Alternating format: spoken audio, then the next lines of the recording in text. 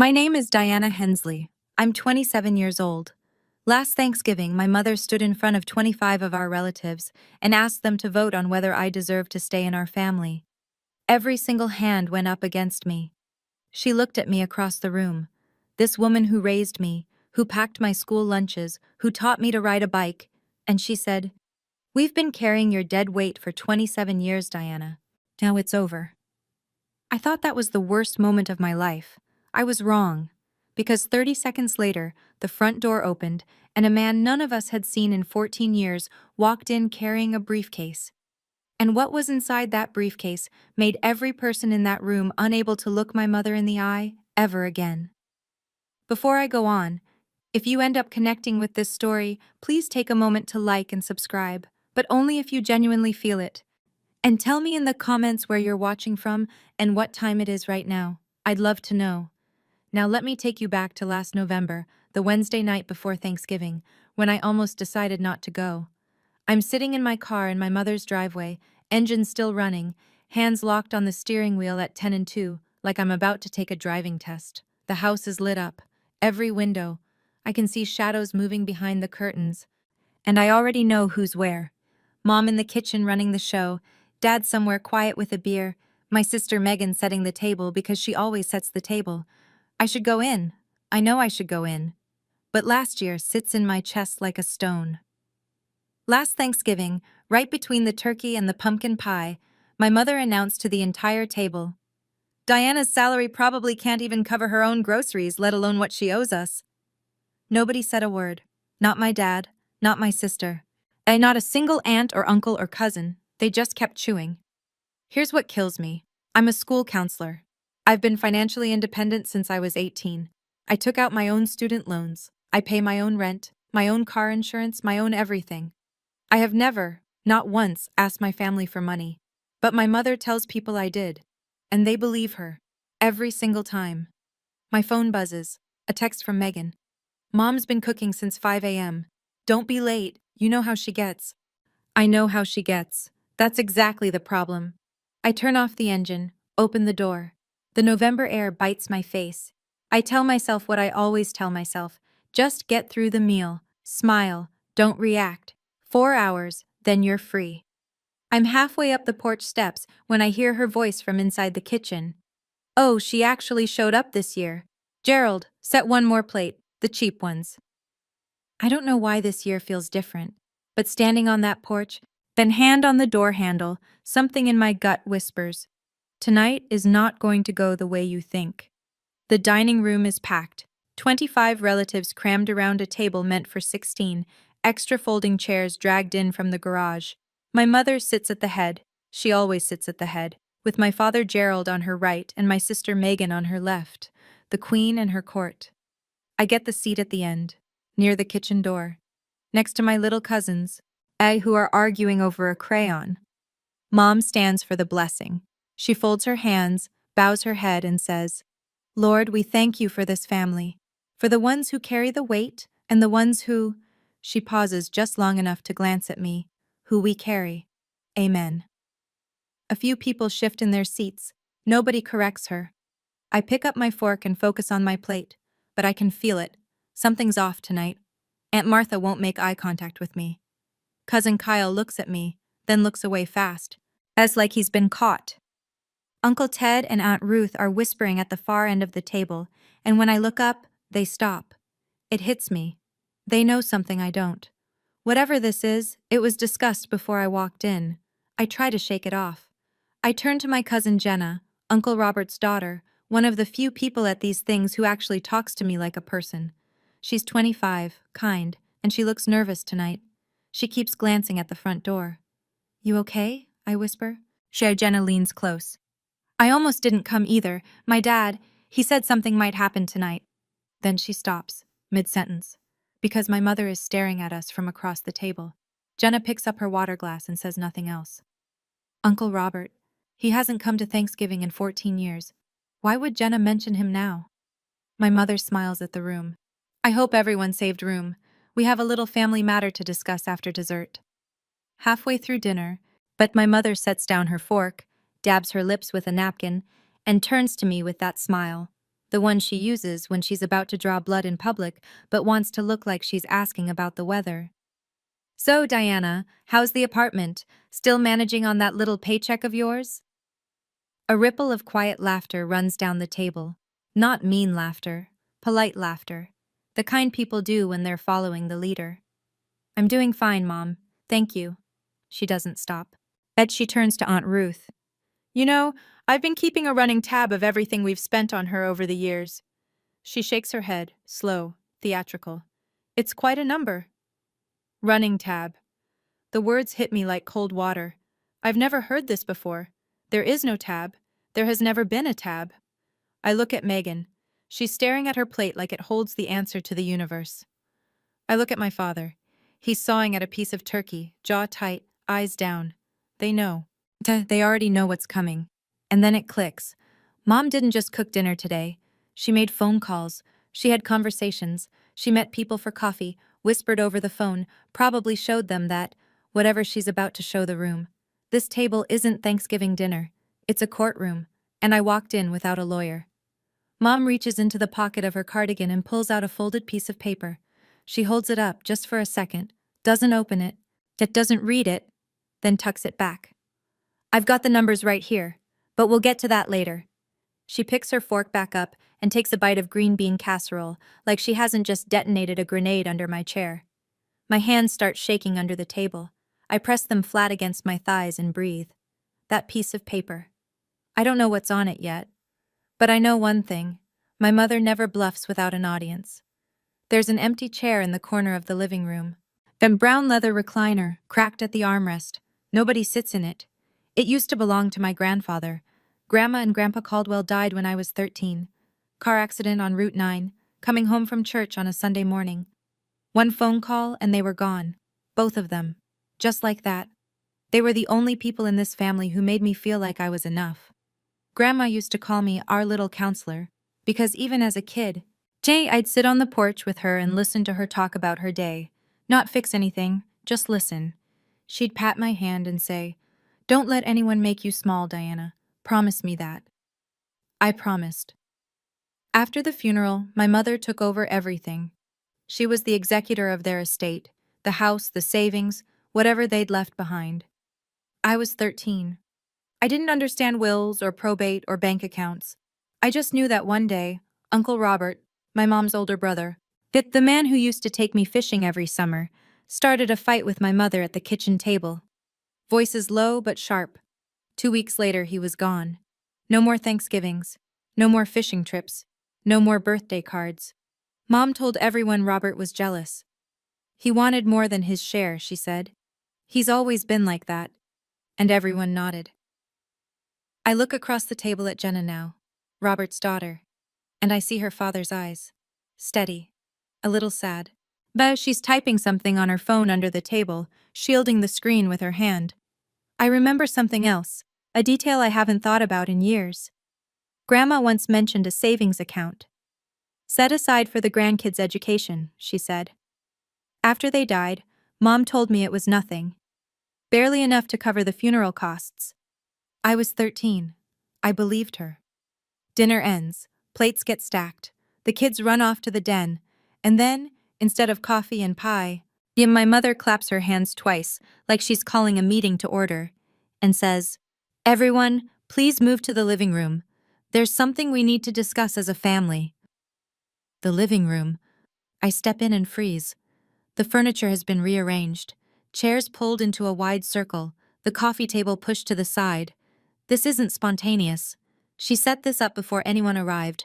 I think about leaving, right now, grab my coat, walk out the front door, drive home. But I know what happens if I do. Mom shakes her head, sighs that long sigh, turns to the room and says, "See? She always runs. She can never face responsibility." And by morning, every relative in the circle will believe that version. My version won't exist because I won't be here to tell it. But if I stay, I'm sitting in a trial I didn't agree to. I think about Millfield. 8,000 people. I work at the elementary school. Parents know me. If my family turns their back on me publicly, then the rumors will follow me to work, to the grocery store, to every sidewalk in this town. That's how small towns work. Your family's opinion becomes everyone's opinion. I look for my father. Gerald is sitting in the second row of chairs, not front, not back, holding a Coors Light like it's a life raft. He doesn't look at me. He hasn't looked at me since dinner. My mother stands in the center of the circle, smoothing the front of her blouse. She puts on her reading glasses. She pulls out that folded piece of paper. Her voice trembles, just slightly, just enough. I know this is hard, but I've been carrying this burden alone for too long. Tonight, I need the family's help to make a decision. The tremble is perfect, rehearsed. I've watched her do it 100 times, at church fundraisers, at parent-teacher conferences, at the bank when she needed a fee waived. That tremble is a tool, but nobody else sees it. They just see a tired mother asking for help. As my mother unfolds the paper, slowly, like she's handling something sacred. I've put this off for years, she says. But Diana needs to hear this. You all need to hear this. She begins to read. Her voice is steady, clear. A woman delivering facts, not accusations. That's the trick. She always sounds reasonable. Item 1. The cost of raising Diana from birth through age 18. Housing, food, clothing, medical. At adjusted total, $112,000. She glances up to make sure the room is listening. It is. Item 2. College financial support that Diana has never repaid. Tuition supplements, books, emergency funds. Total, $23,000. My throat tightens.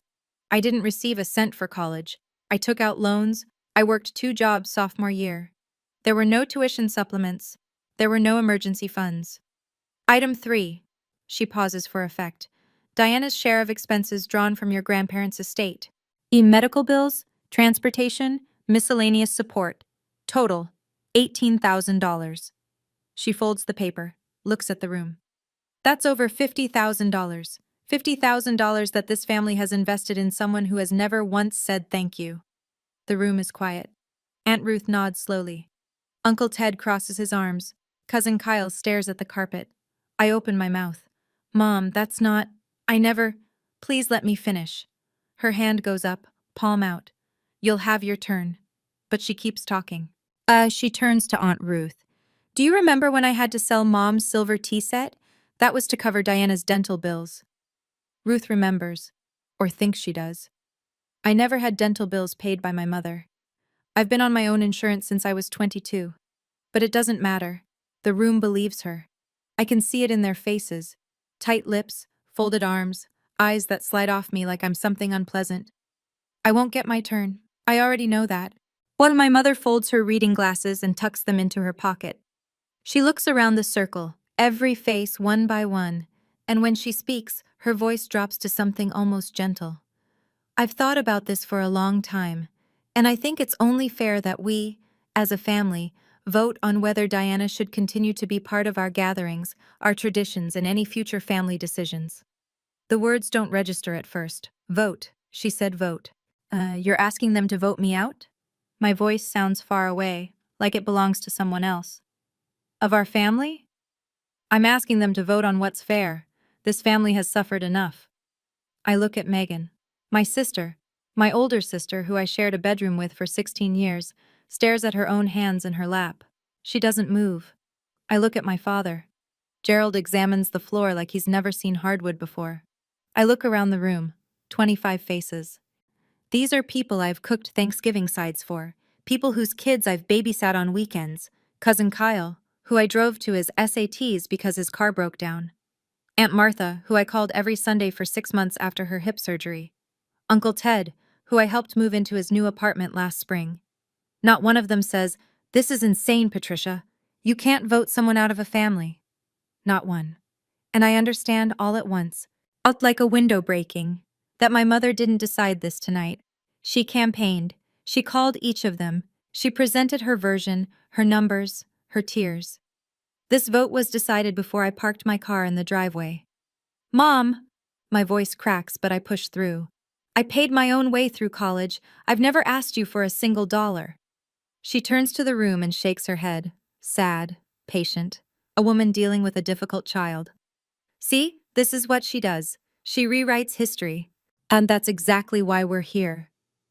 I want to pause here for a second, because standing in that circle, listening to my mother rewrite my entire life in front of people I loved, there was a moment where I thought, am I wrong? Have I really been a burden this whole time and just didn't see it? 27 years of hearing it.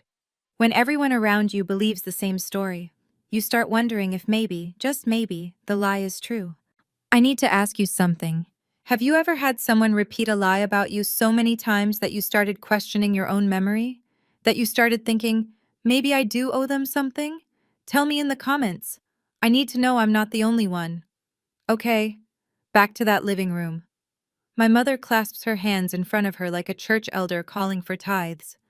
All in favor of removing Diana from family events, property claims, and financial obligations? Raise your hand. The room holds its breath. 1 second. 2. Aunt Ruth's hand goes up first, straight and sure, like she's been waiting for permission. Then Aunt Martha. Then Uncle Ted. Then Cousin Kyle, who won't look at me while he does it. I count. 10. Cousin Brenda. Cousin Tom. Tom's wife, who I've met exactly 3 times. 15. Great Aunt Peggy, who I drove to her optometrist appointment last March. Second cousin Alan. Yeah, who borrowed my jumper cables 2 winters ago and never returned them. 20. The hands keep rising. Slow, fast, reluctant, firm. It doesn't matter. They all go up. I watch my sister. Megan's jaw is tight. Her hand lifts halfway, pauses, then rises the rest of the way. She still won't look at me. 25. My mother counts them out loud, slowly, deliberately, like reading names at a roll call. Ruth, Martha, Ted, Kyle, Brenda, Tom. Every name a nail. Then she reaches the end of her count and turns to the last person who hasn't raised his hand. Gerald? My father is sitting very still. The Coors light in his hand has gone warm. He stares at the can. The room waits. Gerald. Softer this time. An instruction dressed as a question. My father doesn't look at me. He looks at the floor, at the wall, at his own shoes. And then, slowly, like his arm weighs 1,000 pounds, he raises his hand. My dad. The man who taught me to tie my shoes. Who carried me on his shoulders at the county fair. That hand raised against me. 26. I am standing in a room full of family, and I have never been more alone in my life. My mother surveys the room. 26 hands. She nods, not triumphant, not smug, satisfied.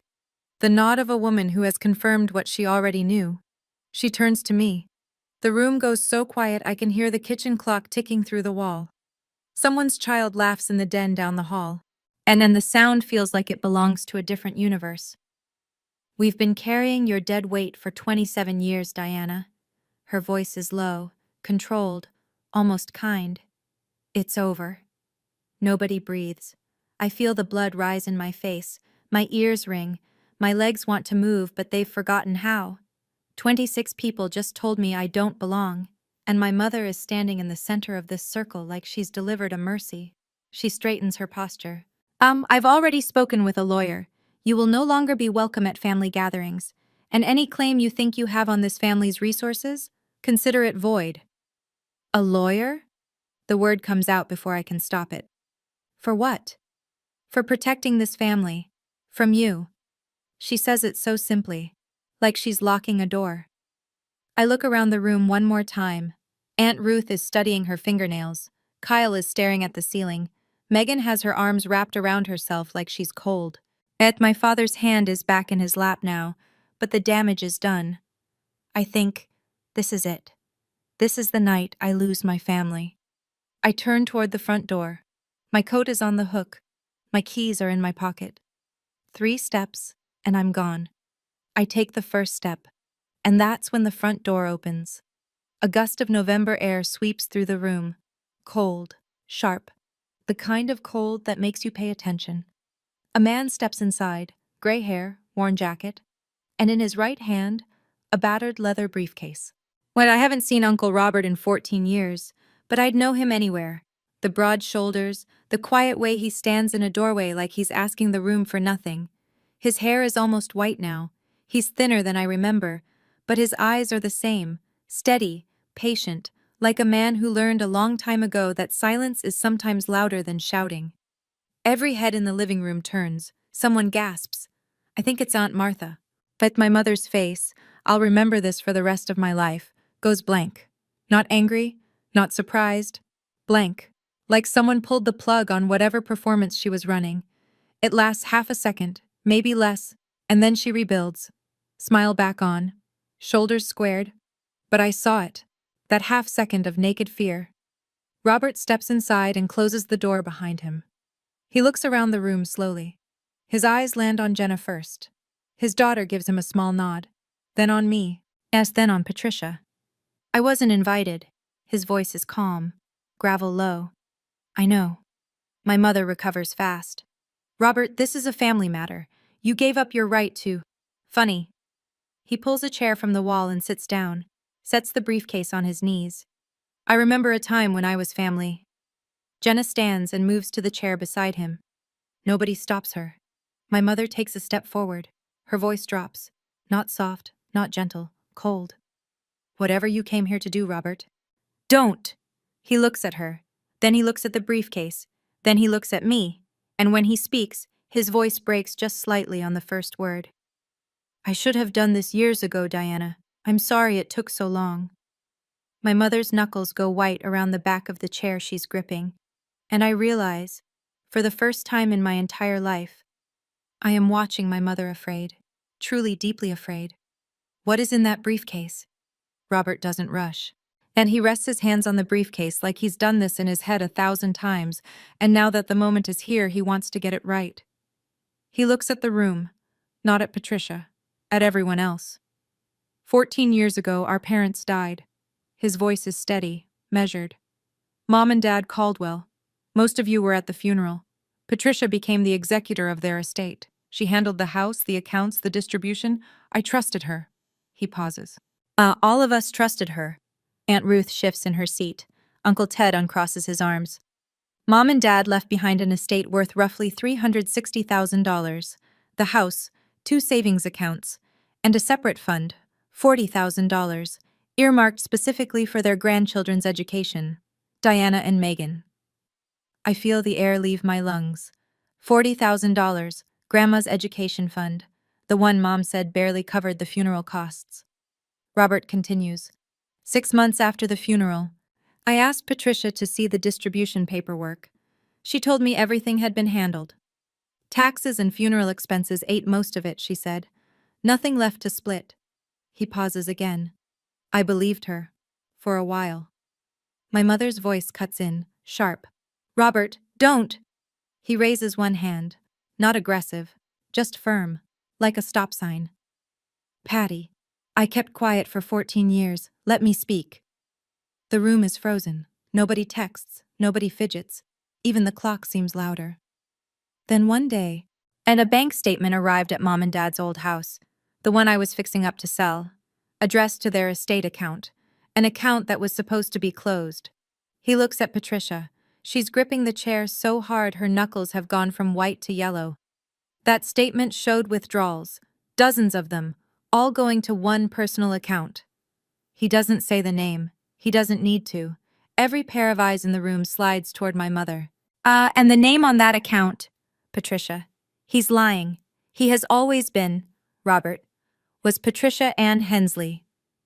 The room splits open like a fault line. Whispers start at the edges. Low, fast, the kind of murmuring that happens when people are trying to figure out whose side to be on. Aunt Martha leans forward in her chair. Patty, is this true? My mother's response is instant, practiced. He's lying. He's always been jealous of me. And Mom and Dad loved me more, and he's never gotten over it. It's the same line she used 14 years ago, word for word. I know because I've heard her rehearse it at every family gathering Robert's name came up, but something is different this time. Cousin Kyle looks at Robert, then at Patricia, and for the first time tonight, he doesn't nod along with my mother. His hands are clasped between his knees, and he's thinking. Actually, thinking. Megan is staring at our mother with an expression I've never seen on her face before, like she's doing math in her head and the numbers aren't adding up. Mom paid for Megan's entire college education, said it came from savings. Megan never questioned where. My father lifts his head. He looks at his wife, then at Robert, then at the briefcase. His hand, the one he raised against me 5 minutes ago, is trembling. Patricia pivots. She steps to the center of the circle, but positions herself between Robert and the room, and opens her arms slightly. The wronged mother, the accused innocent. This is exactly what he did 14 years ago. He tried to turn everyone against me then, and he's doing it again. Robert doesn't argue. He doesn't raise his voice. He simply says, "I don't need you to believe me. I have paperwork." He rests his hand on the briefcase, doesn't open it, just lets it sit there. My mother's voice goes tight as a wire. "If you open that, Robert, I swear." She doesn't finish the sentence. And that silence, that unfinished threat, tells the room more than any document could. Because she didn't say the papers were fake, she didn't say they were wrong, she just didn't want them opened. Robert unclasps the briefcase. The sound is small, 2 metal snaps, but in this room, it lands like a gunshot. Inside, the documents are organized with colored tabs, blue, yellow, red, 14 years of patience, sorted and labeled. And he pulls the first one, holds it up so the room can see. This is the original will of Henry and Margaret Caldwell, our parents. He sets it on the coffee table. Patricia told the family this document was lost. It wasn't. She filed a different version with the probate court. My mother. That will was amended before they... Robert reaches back into the briefcase. Funny you should say that. He lays a second document beside the first, side by side, 2 wills, same names. Different signatures. The one on the left is the original, notarized, witnessed. The one on the right is the version Patricia submitted to probate. He taps the second document. Take a look at the signatures. Cousin Kyle leans forward. Aunt Martha stands up to get a closer look. Even from across the room I can see it. The handwriting on the second will is tighter, more controlled. It doesn't match. My hands go cold. $40,000. That was supposed to be mine and Megan's. Wow, for school. For the future Grandma wanted us to have. Robert pulls a third document from the briefcase. A single page with a letterhead. I hired a forensic handwriting examiner. Certified, licensed. Here's her report. He sets it on the table. The signatures on the amended will are not consistent with Henry or Margaret Caldwell's known handwriting. The room has gone so silent I can hear the refrigerator humming in the kitchen. My mother hasn't moved. She's standing very still, one hand pressed against her collarbone, and for the first time tonight, she has no words. Robert looks at her, then at the room, then at me. I'm not guessing, Patty. I've spent 14 years making sure every page in this folder is certified. Robert reaches into the briefcase one more time. This time it's a stack of bank statements.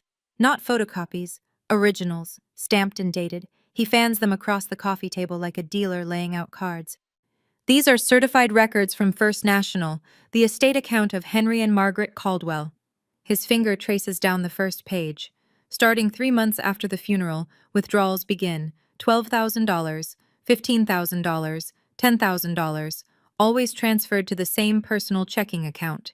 He flips to the next page, and the next, each one showing the same pattern, money leaving the estate, landing in the same place.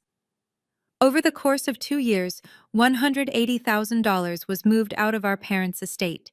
$180,000. He looks up. Patricia's name is on the receiving account, her social security number, her signature on every transfer authorization. The silence is so complete, I can hear the refrigerator humming through the kitchen wall. My mother breaks first. Those are forged. He fabricated. These are bank-certified records, Patty. Stamped, dated, your account number, your name. Aunt Ruth, the woman who raised her hand before anyone else, who nodded along to every word my mother said, is staring at the statements with her mouth slightly open. Her hand, the one that voted me out, has dropped to her lap. My father speaks. For the first time all night, Gerald Hensley opens his mouth. Patty? One word. But it's not the voice of a man who's going along with things anymore. It's the voice of a man who just realized the floor beneath him isn't solid. Patty, answer me. Is any of this true? My mother doesn't answer him. And she turns to the room instead, scanning for allies, reaching for the old playbook. He's always been jealous. Our parents loved me more and he couldn't, but Aunt Ruth cuts her off, quietly, almost gently. Patty, did you use Mom and Dad's money? I watch my mother shift strategies in real time. It happens fast, like changing lanes on a highway. The accused becomes the martyr. Her shoulders drop, her chin trembles, tears pool in her eyes, and I honestly can't tell if they're real. Do you know how hard it was? Her voice breaks beautifully. Managing everything alone after Mom and Dad died? Robert walked away. Gerald didn't help. I did everything. The funeral, the paperwork, the house, the taxes, all of it fell on me. She presses a hand to her chest. Maybe I made some mistakes, but everything I did for this family. For a moment, just a moment, I see some of the relatives softening. Aunt Martha's face flickers. Uncle Ted looks at the floor. It's working. The performance is working. Then Robert speaks. Mistakes. The word comes out flat and hard. You forged their signatures, Patricia. You rewrote their will. You stole $180,000 from your own dead parents. He pauses. Each sentence is a brick. And then you told everyone that Diana, a 13-year-old girl, was the reason the money was gone. That last sentence lands like a slap. I watch it hit the room, face by face, chair by chair. Aunt Martha's softness vanishes. Uncle Ted's jaw tightens. 25 people are looking at me now, the girl who 5 minutes ago they voted to throw away. And they're doing the math they should have done years ago. My mother explodes. Get out of my house, Robert! Get out! Robert stands up, slowly. He picks up his coat, but before he leaves, he places the entire folder, every document, every statement, every report, in the center of the coffee table. I'm leaving. His voice doesn't waver. But these papers aren't. Megan pulls her chair forward. She picks up a bank statement, reads it. Her hands are shaking. She looks up at our mother. Her voice is small but clear as glass. Mom, the tuition you said you paid for me, that came from Grandma and Grandpa's money, didn't it? My mother stares at Megan. Her mouth opens. Nothing comes out. The room fractures. Half the family is clustered around the coffee table, passing documents hand to hand, reading in silence. The other half sits frozen, watching Patricia like they're seeing her for the first time. Cousin Kyle is the first to move.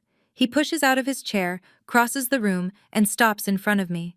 His face is flushed. His voice is rough. I didn't know. Diana, I'm sorry. I nod. I can't speak yet. My mother sees him standing with me, and something breaks behind her eyes. She turns to my father, grabs his arm. Gerald, say something. I tell them this is a misunderstanding. Gerald looks at his wife. It's the longest I've ever seen him hold her gaze, and then he shakes his head. I can't, Patty. I can't do that. 5 words, the most important 5 words my father has ever spoken. And they're 14 years too late. But they're here. Aunt Ruth stands and walks out of the room without a word. I hear the front door open and close. Aunt Martha follows 30 seconds later, pulling on her coat with quick, angry movements. One by one, people begin to leave. Not all of them, but enough. Enough to turn my mother's living room, her stage, her courtroom, into something small and empty. Patricia stands in the center of the circle that isn't a circle anymore. Chairs pushed back, seats abandoned. The documents sit on the coffee table like evidence at a crime scene that nobody's cleaned up yet. Nobody looks at her. They're either reading, leaving, or talking to each other in low voices. She's become invisible in her own house. I stand in the corner, next to the empty recliner where my grandfather used to sit. And for the first time in 27 years, I am not the one being overlooked. I didn't say a word. I didn't need to. The papers said everything I never could. Robert finds me on the back porch. I've stepped outside because the living room feels like a building after an earthquake. Everything's still standing but nothing in the right place. And Megan and Jenna follow him out. The 4 of us sit on the porch steps in the cold, breath clouding in the November air, and Robert tells me the rest. Your grandparents set aside $40,000 specifically for you and Megan. Education fund. It was in the original will, clear as day. He rubs his hands together. Patricia liquidated it within a year of their death, used it to remodel her kitchen and master bathroom. The renovation she told everyone she'd been saving for. The kitchen I've eaten Thanksgiving dinner in every year. The kitchen she cooked tonight's meal in, built with money that was mine. She needed a cover story, Robert says, so she started telling people that you were expensive, that you were a financial drain. You were 13, Diana. You couldn't defend yourself. You didn't even know there was money to defend. Megan is crying. Quiet tears, no sound. As she's hugging her knees on the step below me, I ask the question that's been building for an hour. Why didn't you say something sooner? Robert's face tightens. I tried. 14 years ago, I confronted her. She told the family I was an alcoholic, that I was jealous, that I wanted more than my share. His voice drops. Everyone believed her. I lost everything. Holidays, birthdays, watching Jenna grow up around her cousins. I lost this family. He looks at the briefcase sitting beside him on the porch. I needed evidence that couldn't be denied. Bank-certified records, a handwriting expert, a lawyer's review. That takes time. And money I didn't have much of. He puts his hand on my shoulder. I didn't gather these papers to destroy Patty. I gathered them so you could know the truth. What happens next? That's up to this family. Megan wipes her face with the back of her hand and stands up without a word. As she walks back inside, I watch her through the screen door. She crosses the living room to where our mother is sitting alone on the sofa. Patricia looks smaller now. The overhead light catches every line on her face, every bit of mascara that's smudged. The queen without her court. Megan stands in front of her, doesn't sit. Mom, look at me. Patricia looks up. Did you pay for my college with Grandma and Grandpa's money? I did what I had to do. Megan. That's not an answer. You got your degree, didn't you? A flash of the old Patricia, defiant, certain. You got your life. I gave you that. You gave me that by stealing from Diana, from Uncle Robert, from Grandma and Grandpa. Don't you turn on me too. My mother's voice rises to a pitch I recognize, the warning tone, the one that used to make us both go quiet as children. I am your mother. Megan doesn't flinch. And Diana is my sister. She turns and walks back to the porch, sits down beside me. For a long time, neither of us speaks. Then she says it, quietly, like she's admitting something she's been carrying for years. There was a time Mom told me not to lend you money. She said you'd never pay it back. Megan's voice cracks. You called me once. Your car broke down. You needed $200, and I said no. I remember. A Tuesday night in October. Rain so heavy I could barely see the road. As I walked 3 miles home because my sister said no, because my mother told her to. I didn't know, Megan whispers. I swear I didn't. I believe you. She leans her head against my shoulder. We sit like that, in the cold, listening to the sounds of a family rearranging itself inside. I was the golden child, she says finally, and I didn't even earn it. I drive home around 10. The house empties slowly behind me. People leaving in ones and twos, coats pulled tight. Car doors closing in the dark. By midnight, my phone has 6 messages. Cousin Kyle calls first. His voice is thick, like he's been sitting in his truck in the driveway working up the nerve. Diana, I should have asked questions. I should have said something when she asked us to raise our hands. I didn't. I'm sorry. Aunt Martha sends a long text. 3 paragraphs. She says she believed Patricia because your mother always sounded so certain. She always had the details. Martha doesn't ask for forgiveness. She just says she was wrong. Jenna hugs me before she leaves the porch. She holds on tight and whispers in my ear. My dad never stopped talking about you. Every birthday, every holiday, he'd say your name. Cousin David calls, short, direct. I messed up. If you need anything, a meal, help moving, whatever, I'm here. Aunt Ruth comes back, 11 o'clock at night, headlights in the driveway. She walks up the porch steps where I'm still sitting with Megan, and she wraps her arms around me for 30 seconds without saying a single word. When she lets go, her eyes are red. And then there's Megan. My sister doesn't leave. She sits with me on that porch until past midnight. We don't solve anything. We don't make grand declarations. We just talk. Really talk. For the first time in years without the filter of our mother between us. I say the same thing to each of them. Thank you for calling. I mean that. But an apology doesn't erase a raised hand. I'm going to need time before I know what this means for us. There is one person who doesn't call, doesn't text, doesn't apologize. My father, Gerald Hensley, gets in his truck after Robert leaves and drives away. I don't know where he goes. I won't find out until 2 days later. I drive home the long way. Past the elementary school where I work. Past the diner where I eat lunch on Fridays. But past the gas station where I fill up my 10-year-old Honda every Sunday. And past my mother's house. The kitchen light is still on. Through the window I can see her. A single silhouette sitting at the dining table. Plates still out. Chairs still arranged in that circle. The woman who commanded a room of 25 people 4 hours ago is sitting alone in a kitchen she renovated with stolen money, surrounded by leftovers nobody stayed to eat. I don't stop. At home, I sit in the dark of my apartment.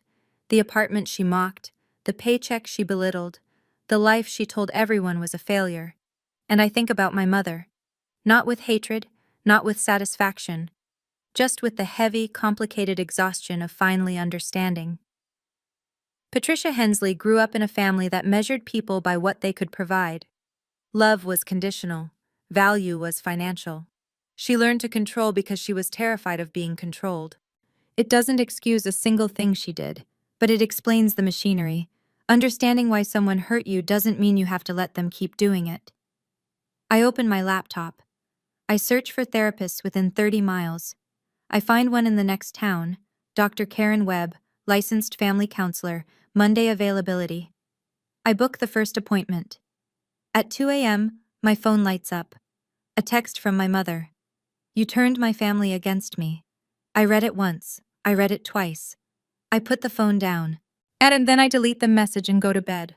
For 27 years, I was the problem. Tonight, the problem sat alone in her own kitchen. And I, for the first time I can remember, slept through the night. Sunday morning, 2 days after Thanksgiving. I'm making coffee when the doorbell rings. My father stands on the mat, unshaved, eyes rimmed red, wearing the same flannel shirt he had on Thursday night, wrinkled now like he slept in his truck, which, knowing my father, he probably did. I drove to the lake house, he says, sat there 2 days, thinking. I step aside and let him in. He sits at my kitchen table, the small one, the one that seats two, and looks around my apartment. I watch him take it in, the second-hand couch, the bookshelf I built from cinder blocks and planks, the school counselor certification framed on the wall. He's never been here before. In 3 years of me living alone, my father has never once visited. I knew something was off with the estate. He stares at his hands. I saw the renovation bills. I asked your mother once. She said Robert had agreed to give us his share. He pauses. I believed her because it was easier. He closes his eyes. Yes. We sit in silence. The coffee maker drips. Gerald tells me he called Robert this morning. First time they've spoken in 14 years. 2 men on the phone, both crying, neither one able to start the sentence they needed to say. That Robert sent him copies of everything. The will, the statements, the handwriting report. Gerald read every page. I'm not asking you to forgive me, he says. I just want you to know. I'm done being quiet. I look at my father, 56 years old, hands that trembled when he raised them against his own daughter, hands that are trembling now for a different reason. Dad, I love you, but love doesn't cancel out what happened. I need you to show me, not tell me, that things are different now. He nods. He doesn't argue. He doesn't make promises he can't keep. And for my father, that's a start. The following Tuesday, I sit in a small office on Main Street in Clearfield, the next town over, across from a woman named Evelyn Moore. Family law attorney. Robert is beside me, the briefcase open on her desk between us. Evelyn reviews the documents one by one, making small notes in the margins. She's methodical. Oh, unhurried. After 20 minutes, she sets her pen down. This is estate fraud, clean and well documented. She looks at Robert. Mr. Caldwell, the evidence you've compiled is thorough. The forged signatures alone would be significant, but combined with the bank records and the handwriting analysis, this is a strong case. She explains our options plainly. Robert and I both have grounds for a civil claim to recover the misappropriated funds. Additionally, though forging a will is a felony, the district attorney's office would make the decision on criminal charges, not us. Robert speaks first. I don't want Patty in prison, but I want the money returned to the people it belongs to. I agree. I'm not here for revenge. I'm here for the $40,000 that my grandparents set aside for my education, money I didn't know existed while I was working 2 jobs and taking out student loans. Evelyn draws up the paperwork. I read every line. Robert signs. I sign. And no speeches, no dramatic declarations, just paper, ink, and a legal process doing what it's designed to do. Walking to my car afterward, I feel something I don't expect. Not triumph, not vindication. Relief. The quiet kind. The kind that comes from knowing you didn't make this up. That you weren't the burden. That the numbers were never yours. I didn't sue my mother for revenge. I filed a claim because $40,000 was taken from me before I was old enough to know it existed. And because someone has to say, this was wrong. News travels fast in a town of 8,000. By the second week of December, the story has made its way through every church pew and grocery aisle in Millfield. The first visible shift, Aunt Ruth announces she's hosting Christmas at her house. Robert is invited. Patricia is not. Nobody argues. Nobody even hesitates. My mother fights back the only way she knows how, the phone. She calls every relative one by one. They're working the list she's worked for decades. But this time, most calls go to voicemail. The few who answer keep it short. Patty, we need time. Patty, I don't know what to say right now. Click. At Grace Lutheran, where Patricia has sat in the second pew, left side, every Sunday for 20 years, things shift. People don't confront her. They just rearrange. A 2-seat gap opens beside her, then 3 seats, then the whole pew. Nobody says it out loud. They don't have to. Space speaks. She posts a long message on Facebook, something about betrayal, about family turning their backs, about sacrifice being punished. Megan comments within the hour, "Mom, please stop. You're making it worse." Patricia deletes the post by evening. Gerald moves to the living room couch. He doesn't file for separation, not yet, but the master bedroom door stays closed, and he sleeps under a quilt his mother-in-law made 30 years ago. He starts calling Robert every week. Like 2 men rebuilding a bridge, 1 phone call at a time. Then in late December, a letter arrives at my apartment from Patricia's attorney. She's agreed to negotiate a settlement. She doesn't want to go to court. It's the first time in my mother's life she's chosen to back down. And the only reason she's doing it is because, for the first time, she can't control what happens next. Well, when I read that letter, when I saw that my mother had agreed to settle, I sat at my kitchen table for a long time. 27 years, and she had never once backed down from anything. Not an argument, not an accusation, not a lie. All it took was 1 worn-out briefcase and a man patient enough to wait for the right moment. But I keep asking myself, if Uncle Robert hadn't walked through that door, where would I be right now? Would I have fought back alone? Or would I have just disappeared? What would you have done? If no one had come through that door for you, would you have found the strength to stand on your own? Or would you have walked away for good? I really want to know. Tell me in the comments. Okay, let me finish this story. Millfield is the kind of town where everyone knows your business by Tuesday. My mother built her reputation over 3 decades. It unraveled in 3 weeks. At the Women's Fellowship at Grace Lutheran, the committee Patricia chaired for 12 years, quietly restructures in January. New leadership. New meeting schedule.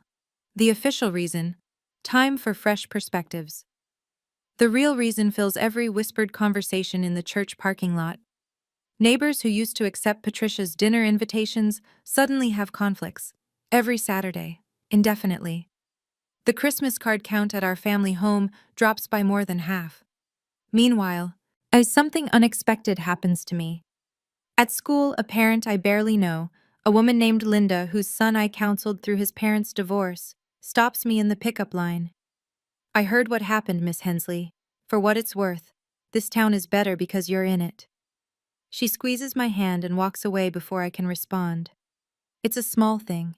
But in a small town, small things are everything.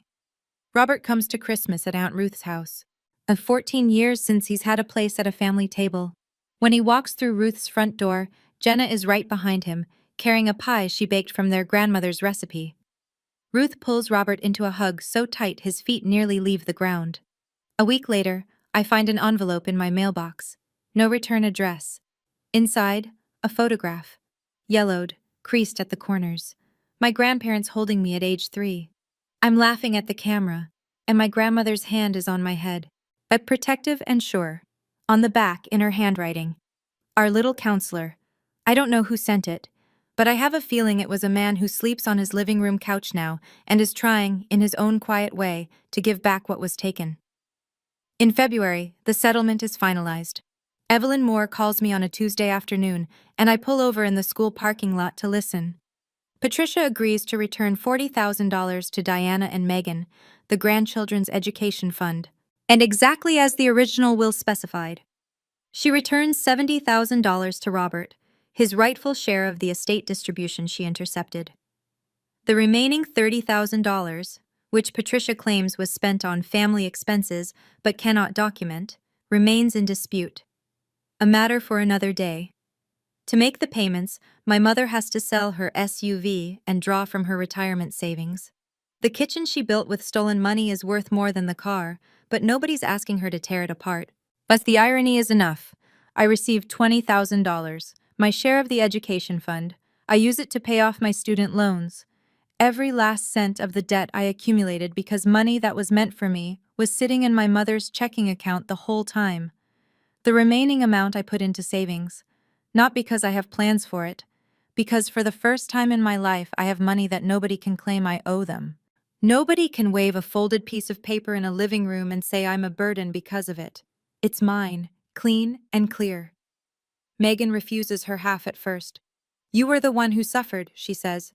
Take all of it. I don't let her. I split it exactly as our grandparents intended. Equal shares, the way they wrote it. The way it always should have been. Evelyn tells me the county DA's office is reviewing the forgery evidence. No charges yet.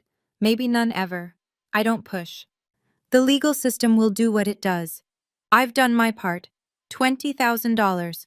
That's what my peace of mind cost. $20,000 and 27 years of being told I was the problem. Gerald Hensley does not divorce my mother. Not yet, anyway. But the man who sits across from me at Rosie's Diner on Saturday mornings is not the same man who raised his hand against me on Thanksgiving night. He starts small. Weekly phone calls. Actual questions. Not the how's work kind, but the how are you really doing kind. He shows up at my apartment with a toolbox one weekend and fixes the leaky faucet I've been ignoring for 6 months. He doesn't say much while he works. That's fine. The wrench says enough. In January, he tells me something over scrambled eggs that nearly makes me drop my fork. I started seeing someone, a therapist. He says it like he's confessing to a crime. First time in my life. 56 years old, and I'm learning how to disagree out loud. He gives a small, embarrassed smile. Better late than never, I guess. I don't pretend this fixes everything. It doesn't. My father chose silence for 30 years. He chose comfort over his daughter. That shaped me in ways I'm still uncovering on Dr. Webb's couch every Monday afternoon. But I also know this. Change at 56 is harder than change at 27. Every appointment he keeps, every phone call he makes to Robert, at every Saturday he shows up at my door. That's a man fighting the current of his entire adult life. I don't need you to choose between us, Dad, I tell him. I need you to choose yourself. He nods, stirs his coffee, doesn't make a speech. My father isn't a villain. He's a cautionary tale about what happens when you choose silence for 30 years. And he's also proof that it's never fully too late to start speaking up, even if your voice shakes. 3 months after Thanksgiving, my phone rings. The caller ID says Mom. I let it ring 4 times. Then I answer. Her voice is different, smaller. The commanding tone that could steer a room of 25 people is gone, replaced by something thin and tired. Can we talk? I want to explain. I agree to meet, but on my terms. Not at her house, not in her kitchen. A coffee shop in Clearfield, the next town over. Public, neutral, my therapist's suggestion. I'm learning that geography matters when you're rewriting a relationship. We sit across from each other in a booth by the window. She orders black coffee, I order the same. For a moment, it almost feels normal. Two women, a table, coffee. Except one of them stole $180,000 from her dead parents and blamed her 13-year-old daughter for it. She starts. When your grandparents died, I was overwhelmed. The estate, the paperwork, the grief, I raise my hand, gently. Yeah, the way Robert did on Thanksgiving night. Mom, I'm not here to listen to explanations. I'm here to tell you what I need going forward. She blinks. She's not used to this. I lay it out. 1. You never discuss my finances in front of the family again. 2. If we disagree, we talk privately. You don't recruit an audience. 3. I choose which family events I attend, not all of them, not because you summon me. 4. You start therapy. Real therapy. Not a conversation with Pastor Dave over lemonade. She listens. When I finish, she stares at her coffee for a long time. And if I can't do all that? Then we stay where we are, and I'll be fine either way.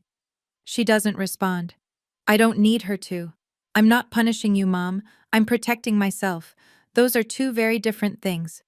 Christmas at Aunt Ruth's house is a smaller affair, 12 people instead of 25. The table is set with mismatched plates and cloth napkins that have seen better decades. It's imperfect. It's honest. And honest is something I haven't had in 27 years. I sit next to Uncle Robert. Jenna is across from us. Megan arrives with a sweet potato casserole, the first dish she's ever made for a family gathering herself, without Mom standing over her shoulder directing every pinch of salt.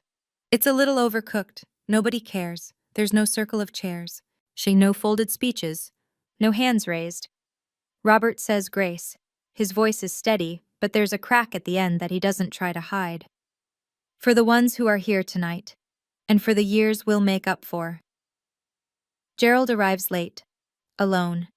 He stands in the doorway for a moment, and I can see the effort it takes to be here, without Patricia, in a room full of people who now know the truth about his wife.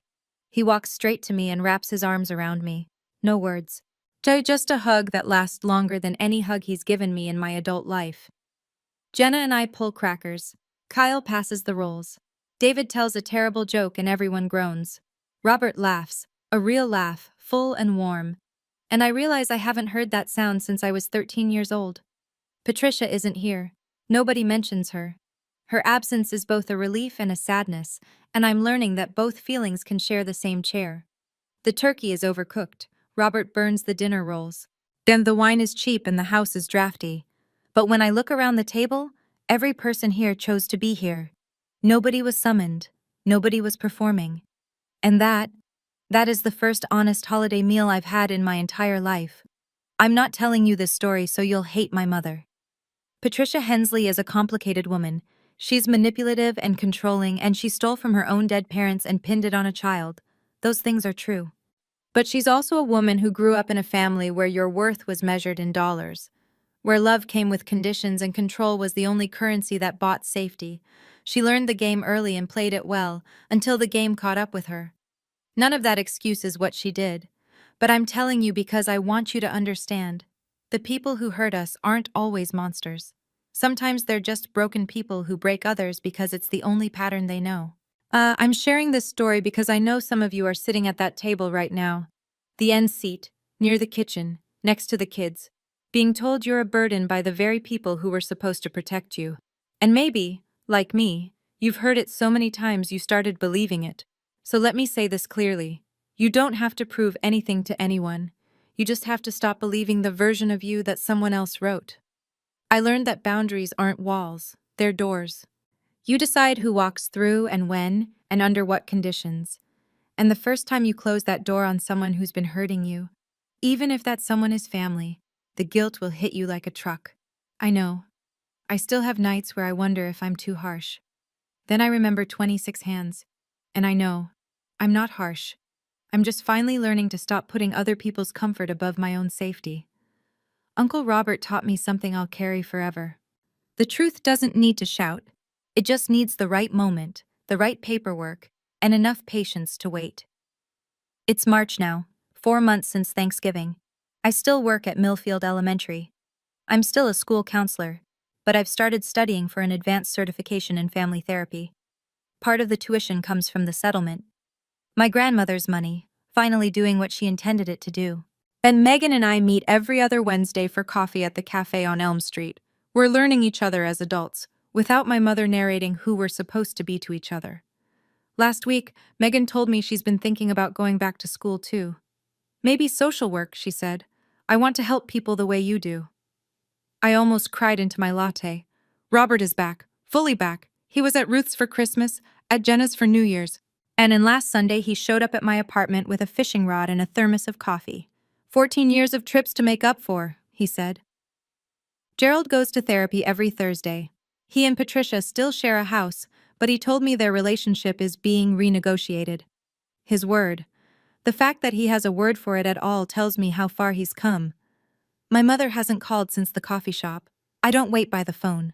The door is open if she ever decides to walk through it honestly. But I'm no longer standing at the threshold, hoping. I used to think being cast out by your family was the worst thing that could happen to you. Turns out, the worst thing is staying in a family where you have to pay. In silence, in shame, in pieces of yourself. Just to belong. I don't pay anymore. My name is Diana Hensley. I'm 27 years old.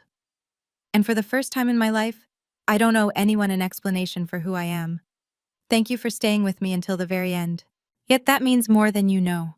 If this story touched something in you, if it reminded you of a boundary you've been afraid to set, or a truth you've been sitting on for too long, please hit like and subscribe. Not for the algorithm, for the next person who needs to hear this and hasn't found it yet. And if you're wondering what happened next, how my mother responded to the settlement, a conversation I had with my father that changed everything between us. And the letter I received from someone I never expected. That story is waiting for you. Check the link in the description. I'm Diana. Take care of yourself tonight, and I'll see you in the next one.